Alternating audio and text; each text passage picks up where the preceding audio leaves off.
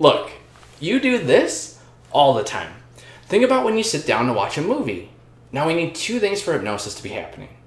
We need a state of focused awareness, and then we need what's called a bypass of the critical factor. So when you sit down to watch a movie, the first thing you do is you narrow your focus of attention to the screen ahead of you. The next thing you do without even knowing, without even caring, without even being aware of it, is you push aside that critical factor. It's the state of mind we all go into when we want to get involved in a story. Since we're this big, we've been doing it because we need access to our emotions.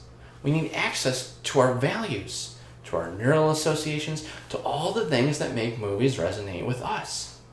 Now, if you were watching the movie with just this part, with no connection to your unconscious, will you never be able to forget that that's an actor or that there's a director? You would be watching the movie as though you were the director. So we naturally go in and out of this state. That means when you're watching the movie, you're highly suggestible. That's why when they want you to jump, you jump. When they want you to laugh, you laugh. They want you to cry, you cry. You know it's not real, right? 2 hours, you know it's not real, but it doesn't matter.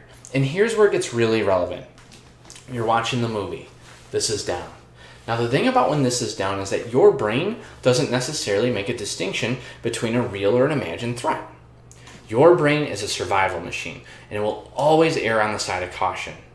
That's how we're still alive as a species, because of our brain's desire to keep us alive and overreact and chuckle at ourselves for overreacting, right? Than to underreact and never have the opportunity to chuckle at ourselves. Got it? So this is down. The movie starts to get scary. What does the brain do? It goes, oh shit. It doses the body in adrenaline, noradrenaline, cortisol, all the biochemistry of the fight-or-flight response. It sends extra blood flow to the arms and the legs, so that way you can fight or flight. And you're just watching a movie. This is how you know that hypersuggestibility is there, because that image goes right into the unconscious that's in charge of heart rate, blood flow, all the things that your brain is doing when it's trying to get you to run away. Make sense? Now your brain does the same thing with your own internal movies. And it's not just your movies, it's your internal dialogue as well. So what you worry about, what you say to yourself, our emotions are basically the audience to what's running in our mind. That's how we think, that's how we process. So understand that what you visualize, what you say to yourself, has a direct impact on your unconscious. So it's all a form of self-hypnosis, because it's all influencing the unconscious and creating unconscious patterns. This isn't some big mystery.